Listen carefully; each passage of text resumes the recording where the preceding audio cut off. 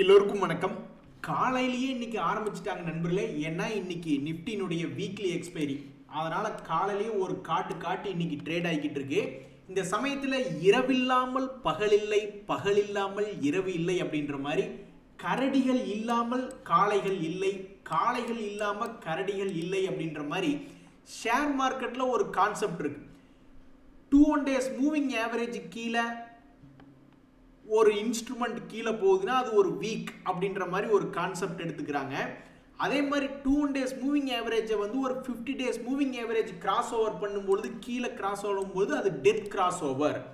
அப்படி death cross over ஆகும்பொழுது ஒரு மிகப்பெரிய ஒரு வயலன்ஸ், ஒரு மூமெண்ட், ரொம்பவுமே வயலண்டான ஒரு மூமெண்ட் இருக்கலாம் அப்படின்ற மாதிரி எதிர்பார்க்கப்படுகிறது.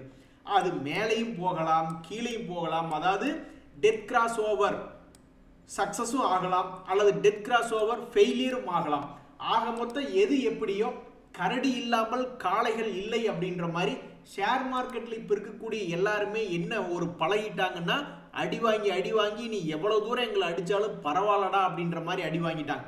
ஸோ எவ்வளவுக்கு எவ்வளவு கீழே போயிட்டு மறுபடி எவ்வளவுக்கு எவ்வளவு மேலே அதிகமாக வருகிறதோ லாங் டேர்மில் அந்த அளவுக்கு சந்தோஷம் என்பது வரும். ஒருவேளை கீழே போய் செங்குத்தாக கீழே விழுந்துட்டான்னா சந்தோஷம் என்பது வராது. ஆக மொத்தம் ஷேர் மார்க்கெட்டில் நிஃப்டி 50 இண்டெக்ஸ் ஒன்று தான் இது போன்ற டெத் கிராஸ் ஓவர் அப்படின்ற ஒரு விஷயத்துக்கு வராமல் இருந்தது. இதுக்கு முன்னாடி கோல்டன் கிராஸ் ஓவர் என்பது எந்த காலத்தில் நடந்தது அப்படின்னு பார்த்தீங்கன்னா 2023 நடந்தது. அப்போ நடந்தது ஒரு கோல்டன் கிராஸ் ஓவர். அதுக்கப்புறம் இப்போதான் முதல் முறையாக ஒரு டெத் கிராஸ் ஓவர் என்பது அதனுடைய வாழ்க்கையில் நடந்திருக்கு. இனி அடுத்தது மறுபடி திரும்பி எப்போ மேலே போவோம் அப்படின்றது தெரியல. ஸோ இதுதாங்க ஷேர் மார்க்கெட்டில் டெத் கிராஸ் ஓவர் அப்படின்ற செய்தி. இந்த சமயத்தில் தொடர்ந்து 6 நாளாக இறங்கிட்டு இருந்த ஷேர் மார்க்கெட் இன்னைக்கே கொஞ்சம் சந்தோஷமாக பாசிட்டிவில் வர்றான் அப்படின்னா நம்மளாம் நல்லா இருக்கணும்ன்ற நினப்பில் வர்றானா என்று தெரியல. பட் முக்கியமான விஷயங்கள் ஒன்று, இந்த tax bill, income tax bill வந்தப்போ எல்லாருமே ரொம்ப சந்தோஷமாக இருந்தாங்க. பட்ஜெட் அப்போ அறிவிப்பு செஞ்சது. அதனுடைய டீட்டெயில் இன்னைக்கு லோக்சபாவில் எஃப்எம் சப்மிட் பண்ணுறாங்க அப்படின்ற ஒரு இன்ஃபர்மேஷன்னாலையும், நம்ம மோடி அவர்கள் ட்ரம்ப் அவர்களை சந்தித்து இன்னைக்கு பேசுகிறாங்க அப்படின்ற ஒரு செய்தினாலையும் இன்னைக்கு மார்க்கெட் கொஞ்சம் மேல் நோக்கி வந்து பாசிட்டிவாக ட்ரேட் ஆகிக்கிட்டு இருக்கு. இனி நாளைக்கு அல்லது அடுத்தடுத்த நாட்களில் தான் இவங்களுடைய முடிவு எப்படி மார்க்கெட்டை பாதிக்குது அப்படின்றது தெரிய வரும். பட் இன்னைக்கு பொறுத்த வரைக்கும் ஏன் மார்க்கெட் மேல் நோக்கி ஏறிச்சுன்னா இது போன்ற முக்கிய விஷயங்கள் தான். இன்னுமே 2 முக்கியமான விஷயங்கள் இருக்கு. இன்னொரு மிக முக்கியமான செய்தி என்ன அப்படின்னு பார்த்தீங்கன்னா, நம்மளுடைய ரீட்டைல் இன்ஃப்ளேஷன் டேட்டா என்பது கடந்த 5 மாதத்தினுடைய லோவில் வந்து ட்ரேட் ஆகிக்கிட்டு இருக்கு. ஆமாம், முதல் மாதிரி யாரும் பெருசாக காசு செலவு பண்ண மாட்டேங்கிறாங்க. இப்போ கூட பாருங்க, எனக்கு தெரிஞ்ச 2-3 ஹோட்டல் அதிபர்கள்ட்ட நான் பேசிகிட்டு இருந்தேன், துணிக்கடை வியாபாரிகிட்ட பேசிக்கிட்டு இருந்தேன். நிறைய பேர் இந்த தீபாவளிக்கு அப்புறம் கொஞ்சம் ஸ்லோவாக தாங்க இருக்குது அப்படின்ற மாதிரி சொல்லிட்டு இருந்தாங்க. ஸோ காசு செலவு பண்ணால் தானே இன்ஃப்ளேஷன் வரும் அப்படின்ற மாதிரி ஜனவரி மாதத்தினுடைய இன்ஃப்ளேஷன் என்பது கடந்த 5 மாதத்தினுடைய லோவில் வந்திருக்கு. இப்படி வர்றதுனால நம்மளுடைய ஆர்பிஐ வந்து திடீர்னு வாலண்டரியாக இன்னும் கொஞ்சம் அடிஷ்னலாக திடீர்னு இன்னொரு 0.25% இது குறைச்சி கடன் கொஞ்சம் கம்மியான வட்டிக்கு வாங்குற மாதிரி ஏதாவது நடக்குமா, பணப்புழக்கம் அதிகமாகுமா அப்படின்ற ஒரு நம்பிக்கையில் இன்னைக்கு மார்க்கெட் மேல் நோக்கி ஏறிட்டு இருக்கு. அது ஒரு காரணம். இது மட்டும் இல்லாமல் கடல் கடந்து வரக்கூடிய செய்தி, அமெரிக்காவுடைய செய்தியும் நம்மளுடைய மார்க்கெட்டுக்கு கொஞ்சம் ஹெல்ப்ஃபுல்லாக தான் இருக்கு. ஸோ அமெரிக்காவுடைய இன்ஃப்ளேஷன் டேட்டானால பெரிய அதிர்ச்சி என்பது ஷேர் மார்க்கெட்டினுடைய உலகத்தில் வரல. ஏங்க இந்த மாதிரிலாம் ஏறணும்னு தாங்க எனக்கு ஆசை. பாருங்க, இந்த ஹேங்சங் இண்டெக்ஸ் எல்லாம் இன்னைக்கு 1.5% ஏறி இருக்கானுங்க. நம்ம மார்க்கெட்டில் 1.5% எவ்வளவு தெரியுங்களா? கிட்டத்தட்ட 350-400 பாயிண்ட். நம்ம ஆளுல என்னைக்காவது ஒரு 400 பாயிண்ட் மேல் நோக்கி ஏறி சந்தோஷத்தை கொடுப்பாங்களான்னு தான் பார்த்துக்கிட்டு இருக்கேன். சமீபத்தில் அது மாதிரி நடக்கவே மாட்டேங்குது. ஆனால் உலக மார்க்கெட்டுகள் பல பேர் ஜாலியாக சிரிச்சுக்கிட்டு இருக்காங்க. நம்ம ஆளுக குப்புறப்படுத்திக்கிட்டு வெறும் 0.5% ஏறுறது, 0.25% ஏறுறது. அது எப்போ 6 நாள் தொடர்ந்து கீழே இறங்கிட்டு ஏறிக்கிட்டு இருக்கான். இந்த சமயத்தில் இருக்கிறதுலே பெரிய கும்பா குட்டி யாருன்னா நம்மால் தான். இந்த நாட்கோ ஃபார்மா அப்படின்னு ஒரு ஷேர் கிட்டத்தட்ட 18% இறங்கி கிடக்கு. எதனால் இவன் இறங்கியிருக்கா அப்படின்னா Q3 ரிசல்ட்டினுடைய இம்பேக்ட்னால இவன் இறங்கியிருக்கான்.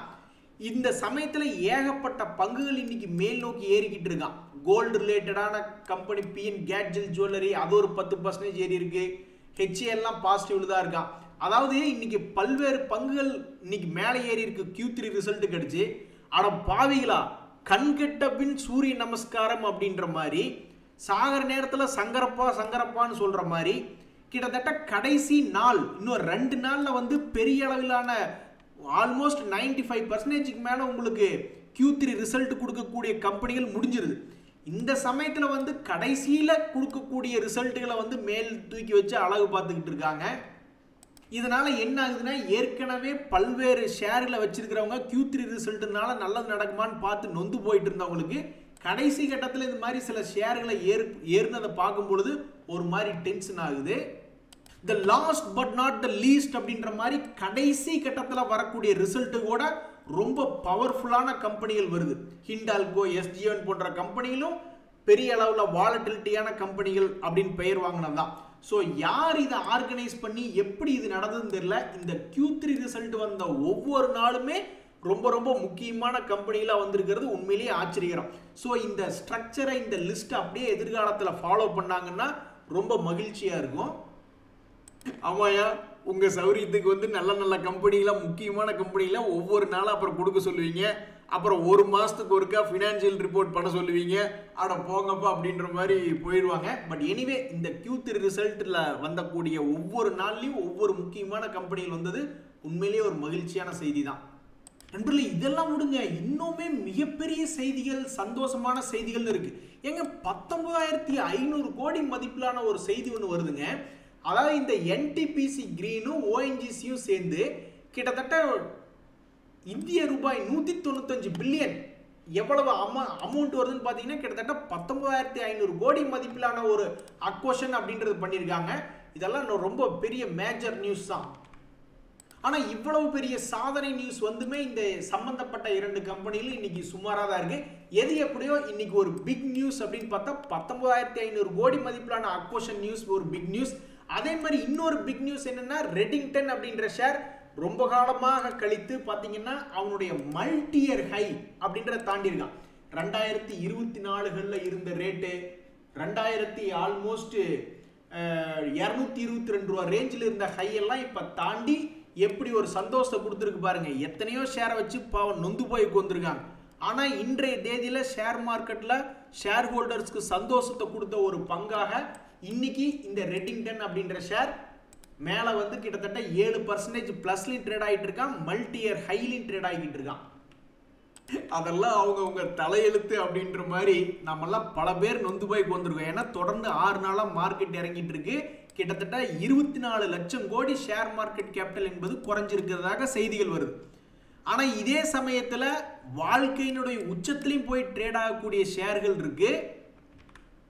ஸோ உண்மையிலேயே பேட் லக்கு தான்.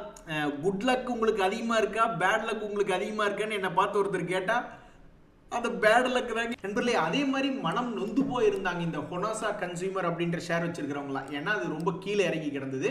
இப்போ Q3 ரிசல்ட் வந்ததுக்கப்புறம் இன்னைக்கு அது ஒரு 10% அப்படின்றது ஏறி இருக்கு. ஸோ Q3 ரிசல்ட்டினுடைய இம்பாக்ட் இன்னைக்கு என்ன அப்படின்னு பார்த்தா இந்த கம்பெனி ஒரு 10% ஏறி இருக்கு.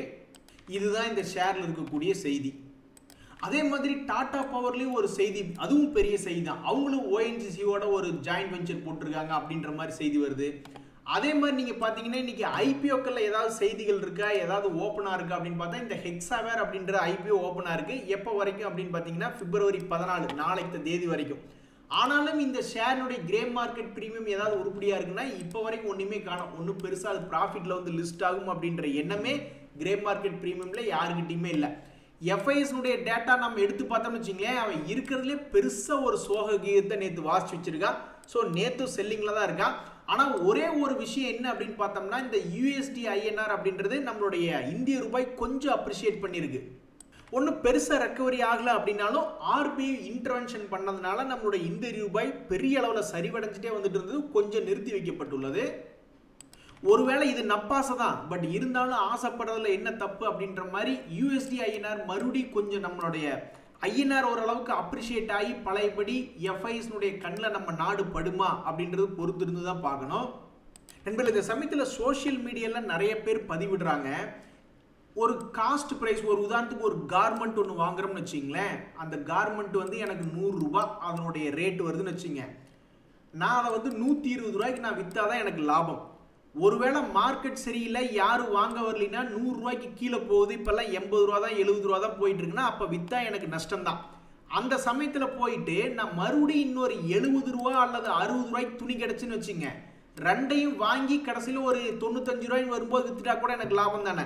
ஸோ அது மாதிரி மீடியாக்கள் என்ன பேசிக்கிறாங்க அப்படின்னா, எது குயிக்காக நம்ம வாங்கின ரேட்டு வரும் அப்படின்னா, யார் ஒருவர் டெய்லியும் ஒவ்வொரு ஷேராக அக்குமுலேட் பண்ணுறாங்களோ அல்லது ஏதாவது ஒரு சிஸ்டமேட்டிக் இன்வெஸ்ட்மெண்ட்டாக வீக்லி அக்குமுலேஷன் பண்ணுறாங்களோ அல்லது மந்த்லி அக்குமுலேஷன் பண்ணுறாங்களோ, அந்த மாதிரி ஒரு சிஸ்டமேட்டிக்காக இன்வெஸ்ட்மெண்ட் பிளான் பண்ணுறவங்க தான் கூடிய விரைவில் அவங்க நஷ்டமாக இருந்தாலும் ஒரு லாங் டேர்மில் பார்க்கும்போது யாருக்கு முதல்ல வேகமாக காஸ்ட் ப்ரைஸ் வருது அப்படின்னா எஸ்ஐபி கான்செப்ட் அப்படின்ற மாதிரி தான் நிறைய இடங்கள்ல பதிவிடுறாங்க. ஸோ உங்களுடைய கருத்து என்ன? யாராவது இந்த மாதிரி வீக்லி எஸ்ஐபி பண்ணியிருக்கீங்களா அல்லது டெய்லி எஸ்ஐபி யாராவது பண்ணியிருக்கீங்களா?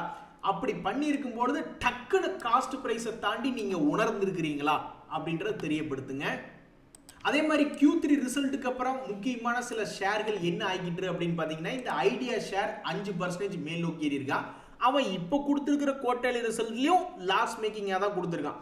பட் இருந்தாலும் மார்க்கெட்டில் அந்த ரிசல்ட்டே ஓகே அப்படின்ற மாதிரி இப்போதைக்கு இனிஷியலாக இன்னைக்கு தேதியில் அதனுடைய Q3 இம்பேக்ட் பாசிட்டிவாக இருக்குது. அதே மாதிரி தான் இந்த முத்தூட் ஃபைனான்ஸு அவனும் 6% மேல் நோக்கி ஏறி இருக்கான். நண்பர்களே, இந்த சமயத்தில் நம்ம என்ன எதிர்பார்க்குறோம்னா, RBI 0.25% வட்டியை குறைச்சி கம்மியான வட்டிக்கு பணப்புழக்கம் அப்படின்றது பண்ணுறாங்க. பட் நம்மளை பொறுத்த வரைக்கும் அந்த மானிட்டரி பாலிசியெல்லாம் ஜிஜிபி மாதிரி தான், அது நம்மளுக்கு பத்தாது. நம்மளுக்கு கவர்மெண்ட் தான் ஒரு மிகப்பெரிய ஒரு பாலிசியாக இருக்கணும். டக்குன்னு ஒரு 2-3 லட்சம் ரூபாய்க்கு டிஃபென்ஸ் செக்டரில் ஒரு ஆர்டர் கொடுக்கறது, அப்புறம் இன்ஃப்ராஸ்ட்ரக்சருக்காக ஒரு 5 லட்சம் 10 லட்சம் செலவு பண்ணுறது, அதுக்கு உண்டான பணத்தை ஒதுக்கி வைக்கிறது, ரெனியூவபிள் எனர்ஜின்னு சொல்லிட்டு அதுக்கு ஒரு 4-5 லட்சத்துக்கு, இப்படி லட்சக்கணக்கில் கவர்மெண்ட் பார்த்து ஃபிஸ்கல் பாலிசி மாற்றி பயங்கரமாக உள்ள பணத்தை இறக்குனாதான் இந்த ஸ்லோனஸ் அப்படின்றது குறையும் அப்படின்றது என்னுடைய கருத்து. நண்பர்களே, 10 கிராம் கோல்டுனுடைய விலை என்பது இப்போ கிட்டத்தட்ட 1 லட்சத்தை நெருங்கி போய்கிட்டு இருக்கு. கோல்டு எப்போ இந்த 10 கிராம் 1 லட்சம் தாண்டுதோ அப்போ இந்தியாவில் தான் நிறைய பேர் மிகப்பெரிய பணக்காரலாம் இருப்பாங்க. ஏன்னா மற்ற நாடுகள்லாம் தங்கம் இருக்கு, ஆனால் கவர்மெண்ட் பெருவாரியாக வாங்கி வச்சிருக்கு. ஆனால் நம்ம இந்தியாவிலாம் பார்த்தீங்கன்னா ஒவ்வொரு வீட்டுக்குமே 20 பவுன் 30 பவுன் அசால்ட்டாக வச்சிருக்காங்க. 30 பவுன் என்னங்க ஆச்சு? கிட்டத்தட்ட அதுவே 30 லட்சம் ரூபாய்க்கு மேலே ஆயிடுச்சுங்க. அன்னைக்கு அந்த காலத்துலலாம் வெறும் 3000 ரூபா தான் இருந்தது. நாகர்கோவில் கன்னியாகுமரி சைட்லாம் ஒரு இடம் ஒருத்தர் கல்யாணம் பண்ணாவே 100 பவுன் போடுறதாவெல்லாம் வலைத்தளங்களில் பேசிக்கிறாங்க. அப்போ யாராவது ஒரு 2 கல்யாணம் அல்லது ஒரு 5 கல்யாணம் பண்ணியிருந்தா 500 பவுனுங்க. 500 பவுன் கிட்டத்தட்ட 1 பவுன் 1 லட்சம்னு போட்டால் அடே கப்பா. இதை சொன்னால் வீட்டில் விளக்கு மாற்று கொண்டு அடிக்கிறாங்க, என்ன பண்ணுறது? எனிவே, இப்போ இருக்கக்கூடிய 87,000 ரூபாய்னு இருக்கக்கூடிய கோல்டு ஒரு வருஷத்துக்கு முன்னாடி என்ன ரேட் இருந்ததுன்னு பார்த்தீங்கன்னா 64,000 ரூபா தான். ஒரு காலத்தில் வெறும் 3,000 ரூபாய் இருந்தது. டபுள் ஆகுது அப்படின்னா 6,000 ரூபா தான். அப்போ அப்படி இருக்க போகையில் 60,000 1,20,000 போகுதுன்னா அதுவும் பர்சன்டேஜ் வைஸ் பார்த்தா டபுள் தான். அந்த மாதிரி போச்சுன்னா ரொம்ப சந்தோஷம். நண்பர்களே, இந்த சமயத்தில் நம்மளுடைய மார்க்கெட்டில் எஃப்ஐஎஸ் எப்போ தெரியுங்களா பையிங் சைடு வர்றாங்க? குறிப்பிட்ட எஃப்ஐஎஸ் இருக்காங்க. எஃப்ஐஎஸ்குள்ளேயே நிறைய டைப் இருக்காங்க. ஒரு குறிப்பிட்ட இண்டெக்ஸை ஃபாலோ பண்ணக்கூடிய எஃப்ஐஎஸ் இருக்காங்க, அல்லது அவங்களே தனியாக எப்படி இன்வெஸ்ட்மெண்ட் பண்ணணும்னு அவங்களுடைய இன்வெஸ்ட்மெண்ட் அப்ஜெக்டிவ் வச்சு இன்வெஸ்ட்மெண்ட் பண்ணுறவங்கலாம் நிறைய இருக்காங்க. அந்த வகையில் இது போன்ற இண்டிசஸை ஃபாலோ பண்ணுறவங்க அப்பப்போ பிப்ரவரி மாதம் மார்ச் மாதம்னு அது குறிப்பிட்ட டியூரேஷனில் இவங்க வாங்க சொன்னாங்கன்னா இவங்க வாங்குவாங்க இந்த குறிப்பிட்ட எஃப்ஐஎஸ். அப்போ அந்த ஒரு சமயத்தில் தான் நம்மளோட எஃப்ஐஎஸ் டேட்டா அப்படின்றத எடுத்து பார்க்கும்பொழுது திடீர்னு பார்த்தா 6,000 கோடி 10,000 கோடி 20,000 கோடி வாங்கின மாதிரி காட்டுவாங்க. அதுக்கெல்லாம் என்ன காரணம்னா, இது போன்ற பெரிய இண்டிக்ஸஸ்கள் இன்னுமே இந்தியா மேலே மதிப்பு வச்சு நம்மளை இன்னும் வெயிட்டேஜில் வச்சிருக்கிறதுனால தான். அப்படியாவது எங்களை காப்பாற்றி விடுங்க சாமிங்களா அப்படின்ற மாதிரி தான் நம்ம நினச்சிக்கணும். இன்றைய தகவல் அனைத்து உங்களுக்கு உதவியாக இருந்ததுன்னு எனக்கு மகிழ்ச்சி தான். ரொம்ப நன்றி, வணக்கம்.